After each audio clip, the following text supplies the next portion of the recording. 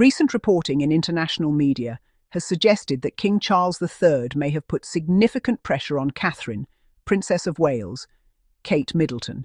by urging her to take a leading role in mending fractured relationships within the British royal family, particularly between senior royals and Prince Harry and Meghan Markle, the Duke and Duchess of Sussex.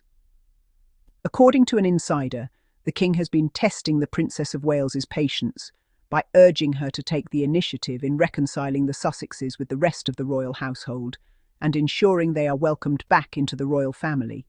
a task described by the unnamed source as unreasonable. The source is quoted as saying that Charles wants Kate to play a central part in bridging what the insider described as a damaging feud that has persisted for years, asserting that the King feels that this petty drama has gone on long enough and that he has no patience left for it. The claim hinges largely on the narrator's depiction of Charles being determined to see an end to years of tension, partly in light of his own reported health battles. The article notes that Charles is dealing with serious health issues as he continues to lead the monarchy, and the insider suggested his cancer diagnosis contributed to a heightened sense of urgency about family unity and harmony. While such commentary paints a vivid picture of internal family pressure, it is important to emphasize that Buckingham Palace has not issued an official statement confirming these specific claims, and unnamed sources provided the core details rather than verified palace communications. The backdrop for such claims is a broader and highly publicised narrative of fractious relationships between senior royals and the Sussexes, which has been a recurrent theme in reporting about the contemporary British monarchy over the past several years. Long-standing tensions between Prince Harry and his family, particularly surrounding his decision in 2020 with Meghan Markle to step back from official royal duties and relocate to California, have been followed by a series of media accounts, public interviews, and high-profile projects that have frequently highlighted disagreements and personal grievances. For example, in a May 2025 interview from California, Prince Harry spoke openly about his desire for reconciliation with the royal family, while also acknowledging the strain in his personal relationship with King Charles, particularly over a dispute regarding his security arrangements.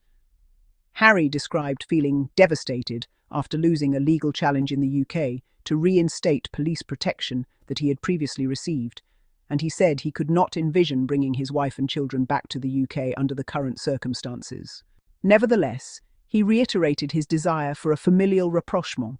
saying there was no point in continuing to fight anymore, and that life is precious, indicating a personal wish to see reconciliation despite ongoing disagreements.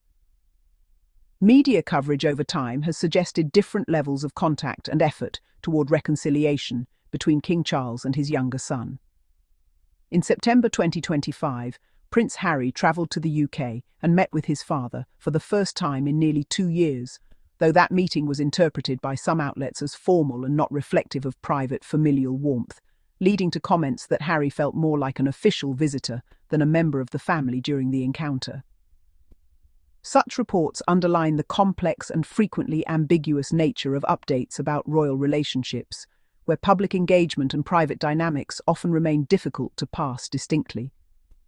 Against this backdrop, the suggestion of an unreasonable demand, made of Kate Middleton by Charles, taps into ongoing curiosity around how responsibilities and roles might be shifting within the senior ranks of the monarchy. Several outlets have previously touched on the increased visibility and responsibilities of the Princess of Wales, especially as she has resumed public duties following her own health challenges. In early 2024, Kate disclosed she was undergoing preventive chemotherapy, prompting widespread media attention. The couple later announced that she had completed her treatment and was gradually taking on more public engagements. In coverage of her return, commentators highlighted that she was approaching her work on her own terms, seemingly valuing balance between duty and health after her treatment. While such reporting focuses on her personal resilience and public roles, it also contributes to a broader context in which narratives about her influence and position within the monarchy have grown more prominent. Indeed, some commentators and palace insiders have suggested that Kate Middleton has emerged as a central figure in shaping the monarchy's public image and practical functioning at a time when the king contends with treatment and senior family dynamics remain unresolved. In that context, the idea that Charles might seek her mediation reflects broader speculation about internal strategy and the potential for Kate to act as a stabilizing presence in a divided family. However, it's equally important to recognize that outlets often speculate about motivations and internal disagreements within the royal household, sometimes with limited verifiable evidence, and the public presentation of family dynamics can differ significantly from actual private interactions. Analyses of palace dynamics frequently include commentary from a range of sources, from professional royal authors to anonymous insiders, that contribute to diverse interpretations of relationships within the royal family without always providing direct confirmation. This nuance is key to understanding why reports, such as the one about Charles's demand, can circulate widely, even without official verification. The rift between the Sussexes and the rest of the royal family has unfolded in various public forums beyond tabloid pages, including Prince Harry's memoir, Spare,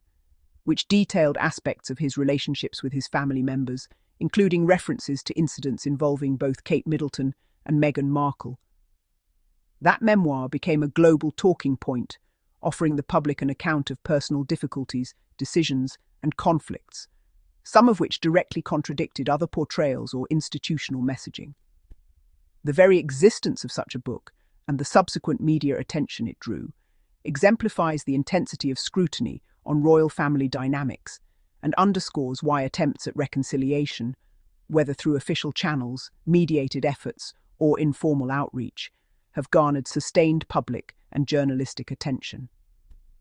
In addition to direct commentary from the Duke and Duchess, there have been periodic signs of potential olive branches being extended by either side of the family, sometimes interpreted by observers as cautious steps toward better communication. In mid-2025, reports emerged that senior aides for Prince Harry and King Charles met in London for informal discussions that were seen as a preliminary effort to create a dialogue and ease tensions, though the extent to which those talks have advanced reconciliation remains a matter of ongoing coverage and commentary. Such developments complicate simplistic portrayals of family relations, showing that progress, if and when it occurs, can be subtle, multifaceted, and subject to waves of optimism and skepticism.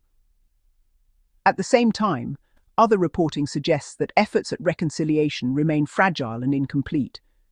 Some insiders suggested that members of the royal family were wary of engaging in reconciliation efforts for fear that conversations could be repurposed for public projects or further media narratives, reflecting lingering hesitation and concern about transparency. Similarly, coverage indicated that Prince William and Kate were not yet ready to be involved in broader reconciliation discussions with the Sussexes, suggesting that wounds from past public disclosures and personal grievances remain raw and may continue to shape the pace and nature of any rapprochement. These nuances underscore a broader theme that has emerged across years of reporting on the British monarchy. Family relationships, especially at the highest levels of the institution, are shaped by a combination of personal, historical, media, and constitutional factors, and they often resist clear public interpretation. Assertions that one family member has ordered another to take specific actions, particularly in the absence of direct statements from the palace, should be understood as part of the narrative complexity surrounding the Windsors, rather than definitive accounts of private agreements or decisions.